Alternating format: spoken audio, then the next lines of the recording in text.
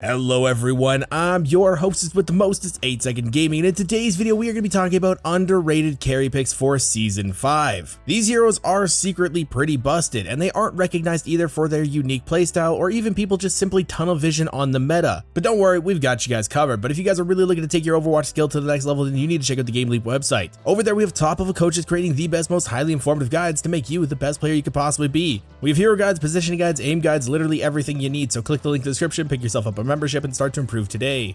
But okay, you guys know we have to mention Torbjorn, one of the most misunderstood and underrated heroes in the entirety of Overwatch. Even in a brawl meta, Torb stands out as the only DPS that can actually do multiple things at once thanks to his turret. This allows him to output incredible frontline pressure whilst also dealing with those pesky flankers. But let's talk a little bit about the turret though, as again, this is an extremely misunderstood ability. Torb's turret is unlikely to find picks onto the enemy flankers. If set up correctly, it will deny flankers making it to your backline with full HP and or a full set of abilities before having to deal with it, while also having LOS on enemies to engage. When you are able to set up your turret in this way, naturally it will find picks as long as it isn't destroyed in the ongoing battle, regardless of whether enemies play a brawl composition or even better, a dive composition. And while your turret is doing the heavy lifting, you have the highest burst damage in Overwatch thanks to your E, which turns you into a beast, increasing your movement speed and fire rate significantly, allowing you to output insane chip damage as well as close burst damage with your shotgun. On top of that, you are extremely tanky, your dual potential and off angle potential is insane, meaning you can hold extremely aggressive angles as long as your overload is off cooldown, so we recommend you abuse this pick as soon as possible. And one of the best maps you can play it on by far is Numbani, thanks to the turret positioning you can have and the ability to get up close or play far away depending on the matchup. But now we can move into our next hero, and this is going to be Echo, a burst damage god as well. The changes made to some snipers at the beginning of the season hasn't really changed Echo's playability, as Cassidy's grenade doesn't have too much impact as hitting it from medium to long range is quite difficult, so she is just as strong as before. We don't see near as many Echoes as we should in some ranks. In lower ranks she is almost never played, and in higher ranks it's still quite rare sights, yet she has the ability to do everyone's job so well. Not only is she able to output great poke with her right click, but she can also follow up on dives, focus down targets and brawl, and her dual potential is nothing to be messed with. And we all know that Echo is one of, if not the strongest hero that can utilize a mercy pocket to its fullest potential thanks to her burst damage. You will not believe the amount of times you can shoot your sticky bombs across the map onto a scoped in Ana with the damage boost that's going to kill them. Like we said before though, Echo's dual potential is also great, and into snipers it's pretty rough to deal with her, to be honest. In a sense, she is kind of like Hanzo. Sure, technically Widow and Cassidy counter her, but it's not like they negate her when kept in mind to stay out of the LOS of them. And the movement speed she gains from her flight can really throw off their aim when you know you have to peek a sniper. So we gotta say she is an extremely underrated pick, and you definitely might want to give her a shot.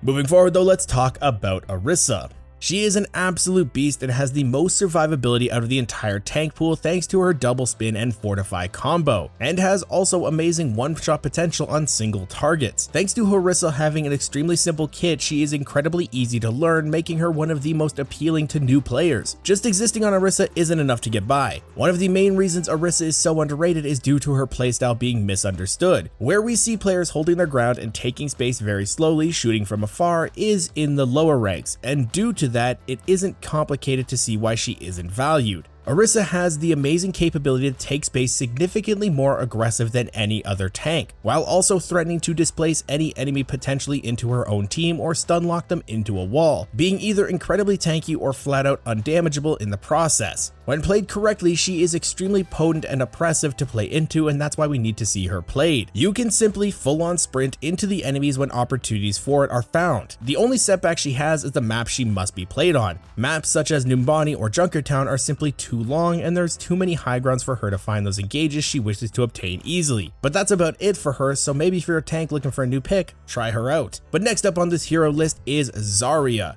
And we absolutely gotta add Zarya here, as she actually shaped out quite well into the meta for Season 5. Zarya finds great value into the most played tanks right now. Although still countered by a lot of the tank pool, brute force is a tough way to beat a Zarya, and yet for anyone other than Winston, that's the only way to really counter her. I mean, Junker Queen is still stronger than ever, yet Zarya is an amazing option into her, as her bubbles deny any of her bleed effect and you can completely negate her damaging abilities, including her ultimate, making her near useless into Zarya. On top top of the extremely high damage output Zarya can put out, since Drunker Queen doesn't have armor or a lot of health in comparison to other tanks, it's pretty much unplayable. Zarya is also extremely strong into D.Va, another tank with extremely high play rate and win rate this season. Sure, you can't force Zarya too well on maps such as Numbani and Gibraltar, but for any other map you could almost certainly find great value, which is why we gotta throw her in here. Moving forward into our next hero, let's talk about Moira. And Moira has made her way into pro play, whether it's with a Hog and a Kiriko, leaving for near enough zero utility but allowing survivability for pick potential within your entire hero roster as the DPS plays solo, or in a Brawl allowing for more survivability, unlike Baptiste, who although can immortality field and heal himself, can't completely escape being dived on. This leaves Moira in a unique spot right now and shouldn't be undervalued as she was previously. Currently, Moira's only real setback is the support she works well with, as playing it with most other supports is particularly suboptimal. Still, the DPS playstyle finds great value, and again as a support with AoE healing that can escape any situation when playing in a Brawl composition against dive, it will almost always be the better pick over Baptiste. Now that's very simple, quick, and to the point, so let's move into our next hero, and that's going to be Lucio. And although technically not underrated, we do not see near enough people, especially in lower elo, playing this absolute powerhouse of a support. And it is kind of understandable why, honestly. Lucio has one of the highest skill ceilings out of all the support heroes due to his highly dynamic and versatile playstyle that has to be adapted towards the team composition you are playing in and against. But there is not another support that reaps the reward of mastery more than Lucio, as your kit is overloaded with value. And being the only support able to speed your team in off a cooldown, as well as output great AoE healing in a large radius, especially with your amp up, there's no wonder this hero is a great carry pick. Still, Lucio remains an extremely underplayed hero regardless of his diversity from the rest of the support lineup, as he can be extremely complicated. So let's talk a bit about how he should be played.